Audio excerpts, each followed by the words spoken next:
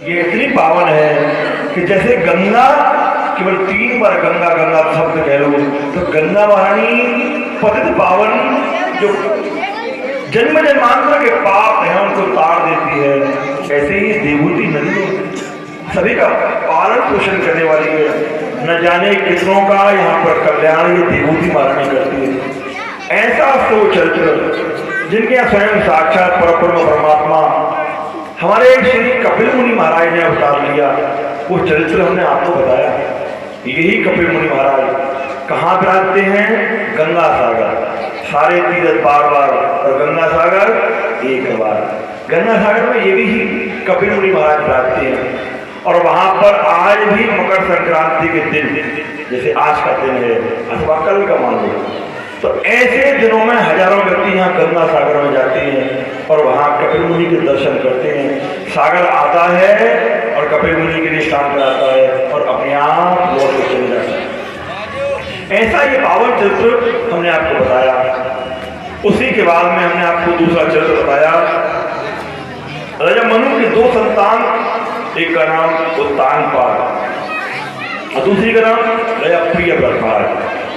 उत्तानपाद की हमने आपको बताया कि उनकी 2 संतान हुई। पहली कौन सी? ध्रुव जी महाराज और दूसरे उत्तम कुमार। उत्तम कुमार मारे गए और ध्रुव जी महाराज ने अपना नाम बढ़ाया और 36,000 वर्ष तक इसी भारत की भूमि में आपने निवास किया और राज्य को चलाया। भगवान के लिए आपने बड़ा पसंद किया। भगवान ऐसे बालक की तपस्या को देखकर प्रसन्न हुए और आपने अटल धाम दिया। कौन सा? जिसे ब्रह्म कटाह कहते हैं। आज उसे ध्रुवलोक कहा जाता है। आज भी कोई जिनका नया नया विवाह होता है और वो विवाह के समय में ध्रुव जी के दर्शन कर लेते हैं तो उसके पति की आयु लंबी हो जाती है और उनका सौभाग्य अटल हो जाता है, ऐसा माना गया है।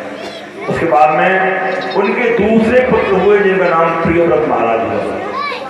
प्रियव्रत महाराज भी बड़े ज्ञानी हुए हैं। अब तो राजा मनु के यहाँ ये राज्य चलाने लगे। एक समय की बात, एक बार नारद जी महाराज के यहाँ पता नहीं, नारद जी ने देखा कि प्रियव्रत महाराज ज्ञानी भी हैं, समझदार भी हैं। एक दिन कहने लगे, राजा ये मानव का शरीर कुकर्म की तरह से जीने का नहीं है। कुत्तों की तरह से जीना हो तो मानव का दुरुपयोग पालन पोषण करते रहे, दुरुपयोग अपने जीवन का करता रहे।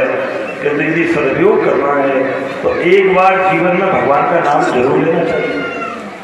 आइए सोच कर कहने लगे, राजा हमारी बात सुन, घर में रहना अच्छी बात है कि तो घर में भजन नहीं हो सकता है क्योंकि कभी बालक है, कभी परिवार है, कभी ये काम करना है, कभी वो काम करना है, तो घर में भजन नहीं हो सकता है। एक काम कर राजा, हमारे घर में गंधमादन नाम का एक पर्वत है, वहां चलो। राजा ने बात मान ली और आज आप गंधमादन पर्वत पर गए और यहाँ राजा प्रियव्रत के लिए आपने धार्मिक उपदेश दिए, बड़ी बड़ी ज्ञान की चर्चाएं करी। राजा का मन लगने लगा कि तो इधर राज्य खाली पड़ गया, बिना राजा के राज्य आगे कैसे चले, इसलिए राजा का होना आवश्यक है। यहाँ राजा मनु आए, देखा सिंहासन खाली है। परिवार ने पूछा कि प्रियव्रत महाराज कहाँ है? बोले महाराज उनके चाचा नारद जी महाराज उन्हें यहाँ से ले गए हैं और वो गंधमादन पर्वत पर गए। भाई नारद का जन्म भी ब्रह्मा से हुआ है और राजा मनु का जन्म ब्रह्मा से हुआ है, तो दोनों भाई भाई आए। घर वाले कहने गए चाचा जी के साथ में गए हैं। राजा मनु पहुंच गए, देखे तो प्रियव्रत महाराज बड़े ध्यान पूर्वक नारद जी की एक एक बातों को सुन रहे हैं। राजा मनु ने कहा, अरे नारद क्या किसी का घर भी बताना जानते हो कि सदैव उजाड़ना ही जानता हो? अरे सबका घर उजाड़ते ही रहोगे या किसी का बनाओगे नहीं? बोले भैया हम तो बनाना ही जानते हैं। तो बोले ये बनाने की कौन सी विधि है? आज ऐसा ज्ञान वैरागी इनके अंदर में डाल रही हो कि ये तो वैरागी हो जाएंगे, घर को छोड़ के चले जाएंगे। ऐसा मत करो। आज प्रियव्रत महाराज को समझाया और उसे लेकर के आप राज्य में आए। ये राज्य कहाँ है? हमने आपको बताया कानपुर का एक विशेष स्थान है जिसका नाम है ब्रह्मावर्त कुटीर। आज भी है जहाँ गंगा नदी बहती है, उसी जगह पर राजा मनु निवास करते थे।